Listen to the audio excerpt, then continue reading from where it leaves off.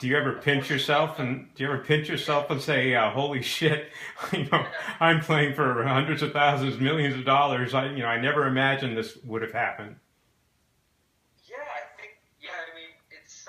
Or did you always think that you would be able to do it? I didn't know. I never doubted myself. I think a lot of people did. Even my career in college was good, not great. I would say, in comparison to what other people have done coming out of UNH, maybe it wasn't expected that I would have this much success. But I always kind of knew that I had the ability and to play at higher levels. And yeah, I do still think it's something that I'm really grateful for, and don't take any one day of this, for granted at all, because it's pretty special what I'm able to do, and definitely really lucky to have had the whole. And that's true. A lot of it comes down to luck and timing as much as anything else, because having gone to Finland when I did, had I signed even an NHL contract coming out of college, it's so easy to get buried in the minors, and then you're 4 years out of school, and you only play games in the AHL, and you're hoping at that point that you can maybe sign a contract in Finland or Sweden and make a little more money. But Mm-hmm. to be in the KHL 3 years out of school and being in the league and goals, and everything's worked out really well for me, and obviously a lot of that has to do with timing and being put in a good situation. So It's a great I can't story. take credit for everything. It's a great story. Yeah. So let me just grab the next question here.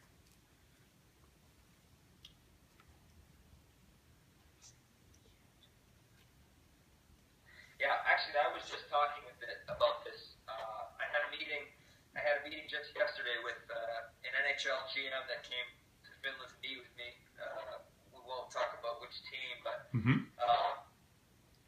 we talked about this, that the average size in the league is big. The guys are big players, and it's tough to make it as a smaller guy, and nobody wants to stick their neck out. No management guy, GM, or coach wants to stick their neck out on the line for somebody who's small, because if it doesn't work out, it's pretty easy to say, well, why did you sign him? The guy's too small anyway. He's never gonna make it. So I look at the names that you have down here: Marty St. Louis, Patrick Kane, Johnny Gaudreau. There's plenty of other guys. Tyler Johnson is the guy who plays in Tampa Bay, who's a really smaller guy. Mm-hmm. Because Gerby, you played against. Yeah, of course. Right. Yeah, Gerby, who's as unbelievable as he was in college, is kind of just hanging on in the league right now, hoping to continue to get jobs. He's not he's an unbelievable player, but he's not a guy who's like every year knows he's going to be in the league and signing for big money. It's really tough for those guys, Mm-hmm. But I think when I look at any of these players, the biggest thing that you can relate to all of them, because everybody plays differently. Marty plays differently than Kane, and Kane and Johnny Gaudreau play differently. Everyone has their own skills and unique skill set, but all of those guys are incredibly competitive, and I think that's a huge part of it, because you have to be mentally stronger and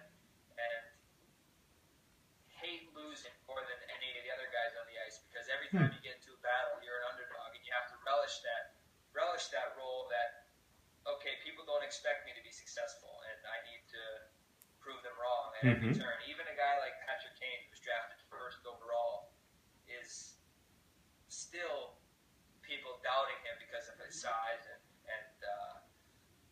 and all these guys, obviously, some of them are world-class skill. Kane is arguably one of the most skilled players, in the league. Mm-hmm. But all of those guys have smarts on the ice and are incredibly competitive. And I think that's the biggest thing that allows smaller guys to be successful at any level, and especially the NHL, where everything is so it's so business oriented. And if somebody sticks their neck out on the line to sign you and it doesn't work out, well then they're putting themselves at risk. So everybody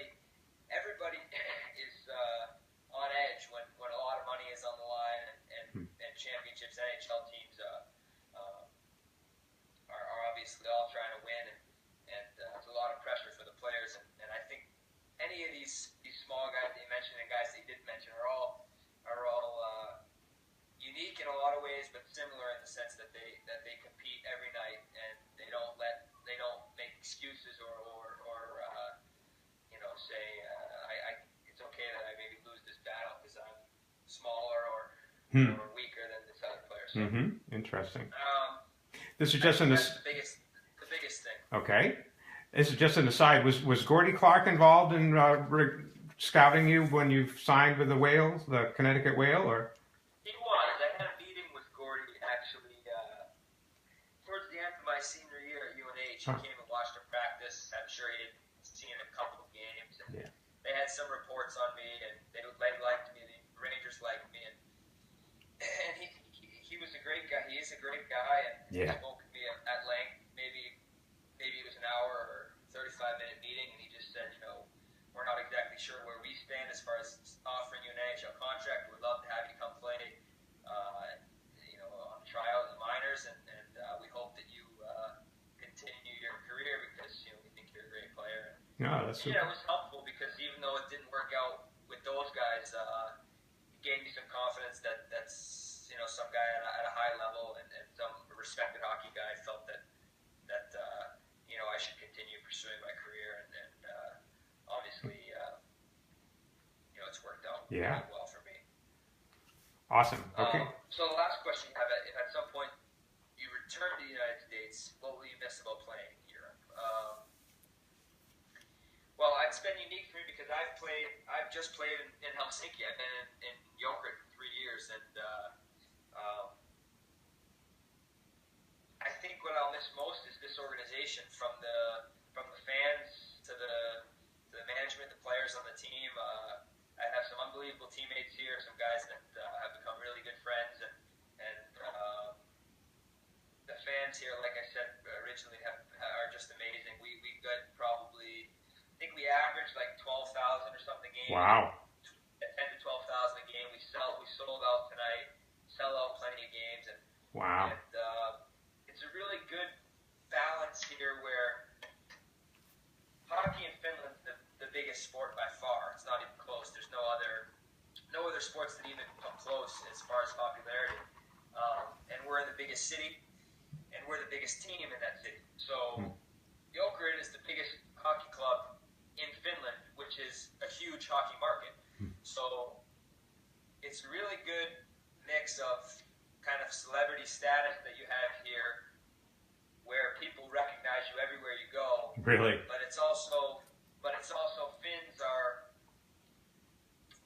really quiet and respectful people, so they never bother you for pictures or autographs at the grocery store, or at the movie theater or something. They'll recognize you, but they know enough to let you live your life, and then you may see the same person at the game waiting in line for an autograph and thrilled to get a picture, but they wait for the right time to do it. So I just can't say enough about the fans here, and they've really been awesome to me. I was lucky to have awesome fans at UNH, and then I left there and played here, and they were really took me in, and like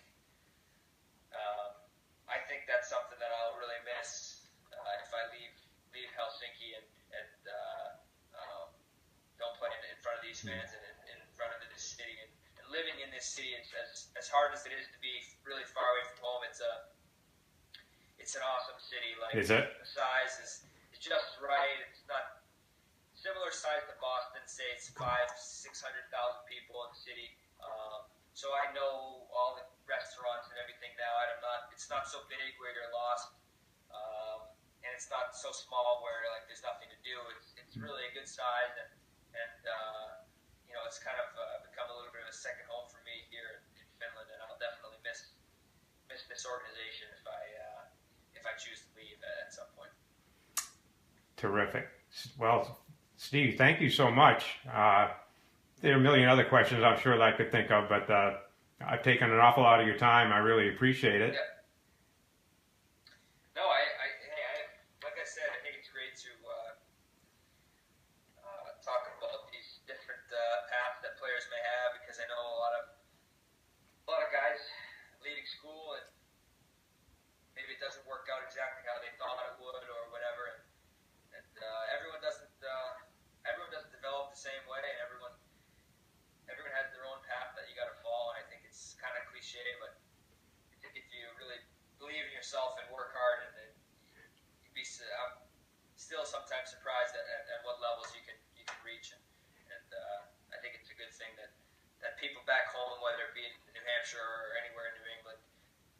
get a sense of the different options out there for players, and people can make a really good career over here, and I think a lot of guys. John Henryon right now is in the second league in Sweden, the second division, not the top league, but tier 2, and that's a really good league. And he's doing incredibly well. I think he's leading the league in goals there.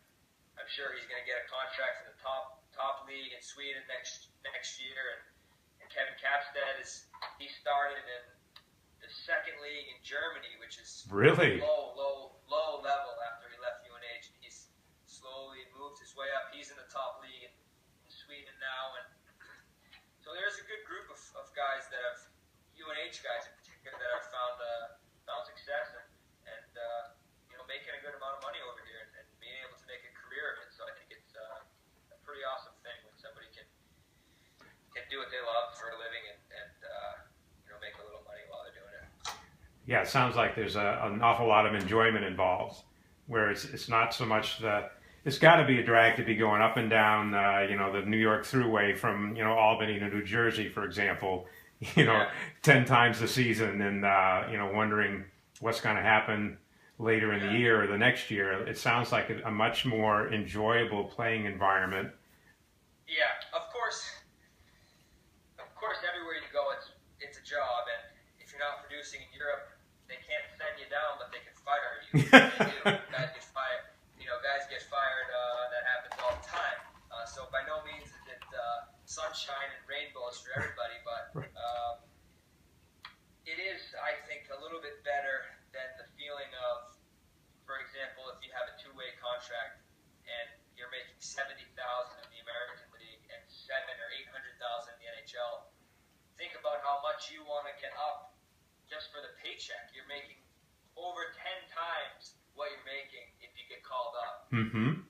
So the feeling in the locker rooms for those teams in North America can be pretty tense in the American League, like thinking how badly you want to get out of there and get up to the big show. And well, it's real hard to do that. There's only one guy or two guys that get called up, and it's really frustrating. So. Yeah.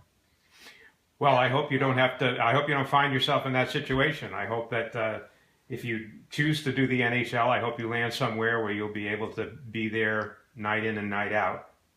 Yeah, I do too. That's obviously the goal. And obviously, I think there can be a little bit of time where if you sign with a team and start a couple games in the minors or up and down a little bit, it's okay. But to do it year after year is pretty difficult. So I think moving forward here, we may see some more UNH guys, whether it be Bob or Paul, or if they don't get to the NHL in the next year or two, they may find themselves playing and enjoying themselves a lot in Europe and maybe making a lot more money while they're doing it too. So, it's not necessarily a bad thing to come over here No. and really enjoy yourself and find, love the game and maybe make a few bucks. There you go. Hey, Stevie, thank you so much. Best of luck the rest of the way. Do you get a special trophy if you break the scoring record? I don't know. I don't care about a trophy. Okay. It's just a contract. There you go. Thanks again, Stevie. I'll say hi to Tina for you, and hope to see you in the States. Yeah, tell the UNH people that I miss them and hope all is well. I know it's not the easiest season right now, but I think things will improve and let everyone know that I miss them and appreciate everything they've done. Excellent. Thanks All right, again. You take care. Yeah.